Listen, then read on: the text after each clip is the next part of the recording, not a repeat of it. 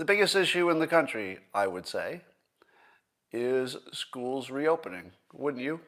Because if the schools reopen, then a lot of parents who couldn't maybe work because they got to watch the kids get to go back to work. The economy starts working, but of course there's a big impact, we think, on infections. Probably will go up if schools reopen. Anything that creates more contact probably increases infections. So it's the biggest decision in the country. And who gets to make this decision? Well, turns out that the teachers' unions have the most power because they can simply say, hey, our teachers are not going to go back to school. And then what do? Right? So it's really not up to the country as a whole. It's not up to the government. It's actually up to the teachers' unions. So the teachers' unions are in charge, for all practical purposes, on the most important question in the country for the governance and health of the future of the United States. The teachers' unions get to make this decision, apparently. Now, can you imagine a worse system than to pick some people who, by the nature of a union, their job is to protect their members, even if it costs other people a little bit of whatever. Their intention, their point, the entire purpose is to do what's good for the union. Do they do that? Well, they might, right? If I'm going to be fair, the teachers' unions probably do a great job of doing what a union is supposed to do. Get good benefits and good treatment for your teachers. Unfortunately, that pits them on the opposite side from the rest of the public.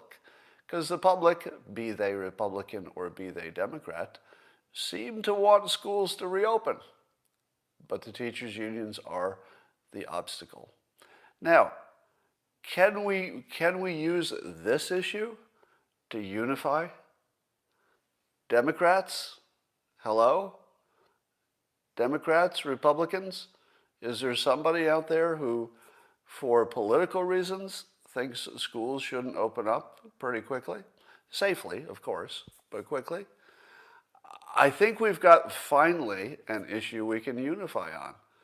The teachers' unions are the biggest source of systemic racism because they're the ones who keep competition away from the school system.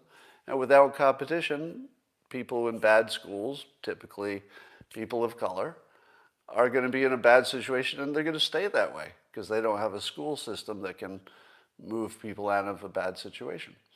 So finally, now that Trump is sort of less important to the news cycle, can we finally agree on something? That the teachers' unions are the source of all of our problems? Let me give you the good news. In the past just few months, support for school alternatives has gone way up. I think it's like a 10-point increase in the polls. So we went from a place pre-pandemic where people were kind of sort of okay with the current school system, even though it wasn't perfect. It wasn't a high issue in people's minds, I don't think. It didn't seem like it anyway. But now, because of the teachers' unions and the coronavirus and school closing, now it's a big issue.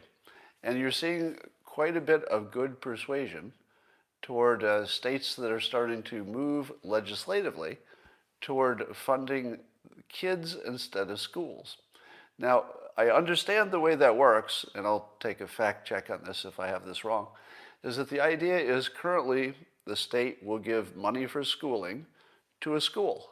And they'll say, well, you've got X many kids there, so we'll give you this much funding. Then if the kid wanted to go somewhere else, well, he'd have to pay for it himself, or the family would, because the funding stayed with the school. But there are now 17 states that have either already passed or are working on legislation that would say that wherever the kid goes, that's where the funding goes. So if the kid can find another accredited school, could be private or religious, whatever it is, that the funding would be transferred over to that school, and then you have a competitive situation. What would be the downside of doing that? I can't think of one. It feels like there's no downside. It feels like it's an obvious good idea. because competition makes everything better. When you don't have it, you have all bad things every time. It's not like sometimes it works. Can you think of the one time that having no competition worked? I can't. You can't think of one example of that where a lack of competition works in the long run. It's not even a thing, and yet that's the system we have. But now many states are getting on board. It's becoming a thing. Corey DeAngelis, especially, he's doing a great job of making sure people understand the issue, which I didn't quite understand. I'm just starting to get up to speed on it. But here's the good news. If this coronavirus turns out to be the final straw that breaks the teachers' unions' control of our schools, the teachers' unions and the teachers who are, brainwashing our kids to make them unproductive citizens, in my opinion, that's exactly what's happening. Teachers are brainwashing kids to make them less productive citizens. I'll say it directly. That's exactly what's happening. So they are the enemy, the teachers' unions.